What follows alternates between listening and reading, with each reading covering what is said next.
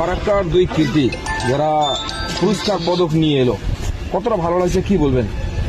খুব ভালো লাগছে আমাকে, মানে আমরা যখন জানতে পাই রাহুল ভাইয়ের কাছে যে এরকম আমাদের দুজন আছে যারা রিপ্রেজেন্ট করবে ওয়েস্ট বেঙ্গলকে, ফারাক্কাকে না ওয়েস্ট বেঙ্গলকে রিপ্রেজেন্ট করেছে দুজন, তো আন্ডার 60 ওয়েটে ওরা ইনি সেকেন্ড হয়েছে, আচ্ছা সরি আরমান সেমিফাইনালিস্ট হয়েছে আর ইনি সেকেন্ড হয়েছেন।